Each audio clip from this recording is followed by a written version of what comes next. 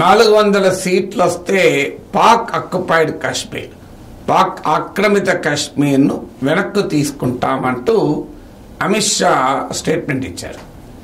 So Amit Shaji explain చేయాల్సిందంటే ఎలా, దీనికి ఏంటి ప్రాతిపదిక, ఎందుకు, ఒకవేళ పీఓకేని ఎలా తీసుకురావగలం, పార్లమెంట్లో తీర్మానం చేస్తే పాక్ ఆక్యుపైడ్ కాశ్మీర్ ఇండియాలో కలిసిపోతుందా, ఆ మాటకొస్తే భారతదేశ జమ్మూ కాశ్మీర్ చిత్రపటంలో పాక్ ఆక్రమిత భూభాగాలను కూడా మనం ఇంక్లూడ్ చేసుకుంటాం.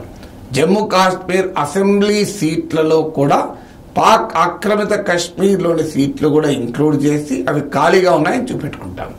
అందువల్ల టెక్నికల్గా చూస్తే పీఓకేను ఇప్పుడు మనము మన దేశంలో భాగంగానే చూస్తున్నాం. కొత్తగా పార్లమెంట్ తీర్మానం చేస్తే పీఓకే భారతదేశంలో ఐక్యం కాదు.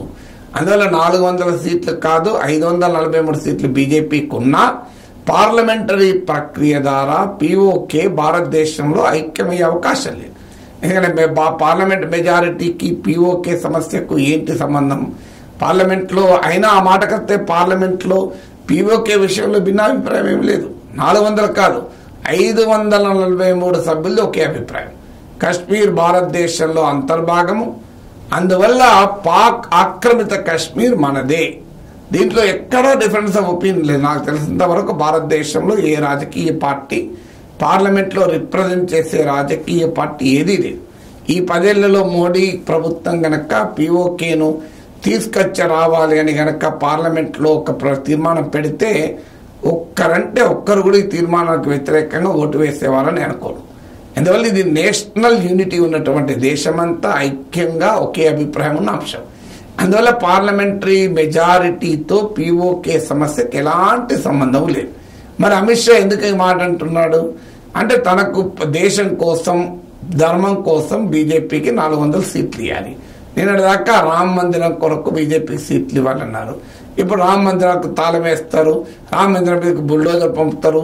అంటే రామ మందిరం రక్షించాలి అంటే ధర్మం కోసం బీజేపీకి వేయాలి, ఇక దేశం కోసం బీజేపీ వేయాలి, ఎందుకంటే పాకిస్తాన్ ఆక్యుపైడ్ కాశ్మీర్ లాక్కోవాలి అనే నినాదం మొదలుపెట్టారు. అందుకే అపోజిషన్ చాలా స్ట్రాంగ్ గా కౌంటర్ ఇచ్చింది. పీఓకే తెచ్చిన సంగతి తర్వాత చూద్దాం, చైనా ఆక్రమించుకున్న భూమి సంగతి ఏంటి, మొదలు దాని నుంచి ఖాళీ చేయించని మోడీ ఎందుకు మాట్లాడతలేడు అంటే బీజేపీ నుంచి కౌంటర్ లేదు అసలు. మరి చైనా ఈవెన్ ఓవైసీ లాంటి వాళ్ళు కూడా మాట్లాడుతున్నారు.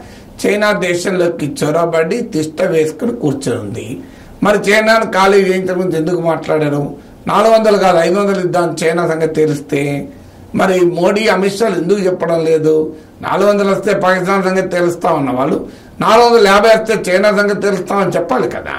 మరి చైనా సంగతి ఎందుకు తేల్చడం లేదనే ప్రశ్నకు ఆన్సర్ ఇవ్వాలి. పైగా ఇండియాకు ఇప్పుడు చైనా లార్జెస్ట్ ట్రేడింగ్ పార్ట్నర్ అయిపోయింది. గతంలో అమెరికా ఉండే, అంతకుముందు మొదట్లో చైనా ఉండే. బాయ్కాట్ చైనా క్యాంపెయిన్ నడిచింది, చైనాకు వ్యతిరేకంగా మోడీ అది చేస్తున్నాడు ఇది చేస్తున్నాడు అన్నారు. దాంతో అమెరికా నెంబర్ 1 ట్రేడింగ్ పార్ట్నర్ అయింది. కానీ ఇప్పుడు మళ్ళీ అమెరికాను దాటి చైనాయే భారతదేశ అతిపెద్ద వాణిజ్య భాగస్వామైంది. మరి బాయ్కాట్ చైనా ఎక్కడ పోయింది, యాంటీ చైనా పిలుపులు ఎక్కడ పోయాయి, మరి చైనా ప్రస్తావన ఎందుకు వస్తలేదు అని అపోజిషన్ కౌంటర్కు ఇప్పుడు బీజేపీ దగ్గర ఆన్సర్ లేదు. ఇక పీఓకే తెచ్చుకోవాలంటే పార్లమెంటరీ ప్రక్రియ కాదు, పార్లమెంట్కి ఇన్ఫార్మ్ చేస్తే చేయొచ్చేమో. పీఓకే అనేది రక్షణపరమైన, విదేశాంగ విధానపరమైన, వ్యూహాత్మకపరమైన defence, strategic and foreign policy issue అది. ఎందుకంటే ఒకటి పాకిస్తాన్తో చర్చలు జరిపి శాంతియుతంగా సామరస్యంగా పాక్ తన ఆక్రమిత భూభాగాలు ఖాళీ చేసి భారతదేశానికి ఇవ్వాలి. ఆ పరిస్థితి ఇప్పుడు ఉందా దేశం ప్రపంచంలో? పాకిస్తాన్ అంత హుందాగా అంత సంస్కారవంతంగా బిహేవ్ చేస్తుందా? పాకిస్తాన్ సమాజం ఇండియాకు వ్యతిరేకంగా పోలరైజ్ అయి ఉన్న సమాజం అది. ఆ సమాజం పీఓకేని వదిలేస్తుందా? ఇక రెండవది, పీఓకే పాకిస్తాన్ ఆక్యుపైడ్ కాశ్మీర్ను బల ప్రయోగం ద్వారా స్వాధీనం చేసుకోవాలి. బల ప్రయోగం ద్వారా స్వాధీనం చేసుకోవడం భారత ప్రభుత్వ విధానం అని చెప్పారా? బాలాకోట్ స్ట్రైక్స్ చేసినప్పుడు మోడీ ప్రభుత్వమే దాని మిలిటరీ స్ట్రైక్స్ కావు, అది నాన్ మిలిటరీ ప్రియంప్టివ్ స్ట్రైక్స్ అని ఎక్స్ప్రెషన్ ఇచ్చుకోవాల్సి వచ్చింది. మరి మిలిటరీ స్ట్రైక్స్ అని అనలే కదా. ఎందుకని లేదు? బాలాకోట్ అనేది పాకిస్తాన్ భూభాగంలో ఉంది, సర్జికల్ స్ట్రైక్స్ ఏమో పాక్ ఆక్రమిత కాశ్మీర్లో, బాలాకోట్ స్ట్రైక్ పాక్ భూభాగంలో. అందుకే మనం ఎక్స్ప్రెషన్ ఇవ్వాల్సి వచ్చింది, ఇది మిలిటరీ స్ట్రైక్ కాదు, నాన్ మిలిటరీ ప్రియంప్టివ్ స్ట్రైక్.